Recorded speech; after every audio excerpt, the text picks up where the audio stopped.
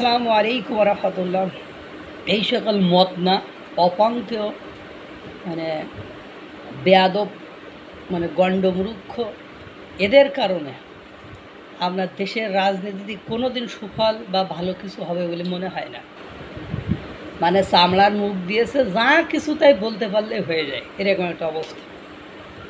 আপনারা জানেন যে টিউলিপ সিদ্দিকীর সাথে ডক্টর মোহাম্মদ ইউনূসের একটা সাক্ষাতের বিষয়ে আলাপ আলোচনা হয়েছিল, যদিও কতটা সত্য মিথ্যা সেটা এখনও জানা যায়নি।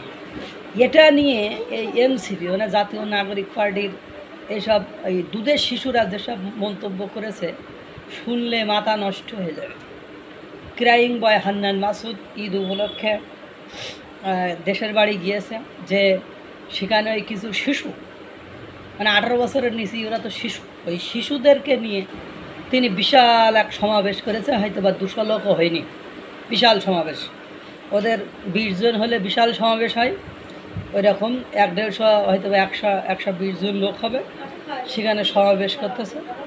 তিনি সেখানে বলছেন যে এই জুলাই গণঅভ্যুত্থানে গণহত্যার সবচেয়ে বড় নির্দেশদাতা হলো টিউলিপ সিদ্দিকী, যেখানে বাংলাদেশের আন্তর্জাতিক অপরাধ ট্রাইব্যুনাল যারা জুলাই গণঅভ্যুত্থানের মামলার বিচার করছে, সেই আন্তর্জাতিক অপরাধ ট্রাইব্যুনাল বলছে যে বাংলাদেশে জুলাই আগস্টে কোনো গণহত্যা হয়নি। সেখানে এই অপন্থীয় এই হাবলা, এই মদন, কিভাবে এই কচি কাঁচা শিশুদের মাঝে এরম একটা মিথ্যাচার ছড়ায়। তা সেই যদি গণহত্যার সবচেয়ে বড় নির্দেশদাতা হয়, তা মামলা কর। তুই মামলা করিস নি কেন? এই যে 10 মাস পার হয়ে 11 মাস চলতেছে, তুই মামলা করিস নি। তুই তো একটা বাটপার। তুই কিছুদিন আগেও মব সৃষ্টি করা দুর্নীতিবাজ তাদেরকে তুই ছাড়াই নিয়ে আসলি, এজন্য তুই ক্ষমা চালি।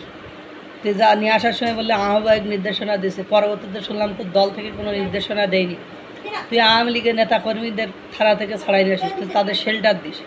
তুই বলিস আমার জামাতের নেতাকর্মীরা গাড়ি দিয়েছে, অথচ জামাতের স্থানীয় যিনি সংসদ সদস্য বা মনোনয়ন প্রার্থী, সেও ঢাকা ইউনিভার্সিটি ছিল, সে বলছে না, এই ধরনের কোনো ঘটনা ঘটেনি, জামাতের কেউ তার গাড়ি দেয়নি। তার মানে কি, তুই যে গাড়ি ঘোড়া ব্যবহার করি, তোর 5ই আগস্টের চিত্র আর বর্তমান চিত্র তোর আকাশ পাতাল পার্থক্য। তোর সোর্স অফ ইনকাম কি? তোর বাপ 12,000 টাকা বেতনে চাকরি করতো, আর তার ছেলে তুই খাওয়া হইতো, দেওয়া হইতো না, কিছু হইতো না।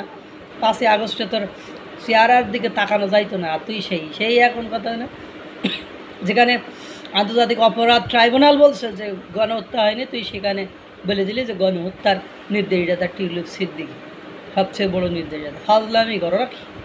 তোদের কারণেই বাংলাদেশের অবস্থা আরও খারাপ থেকে খারাপতর হবে, এ জীবনেও ভালো হবে না। এদের থেকে বাংলাদেশের মুক্তি চাই। বাংলাদেশে একটা সুষ্ঠু ধারাবাহিক রাজনীতি দরকার, যেখানে মিথ্যাচার থাকবে না, মিথ্যা কথা থাকবে না, মিথ্যাবাদী থাকবে না। আল্লাহ তাআলা সকলকে ভালো রাখুক, সুস্থ রাখুক। আসসালামু আলাইকুম ওয়া রাহমাতুল্লাহ।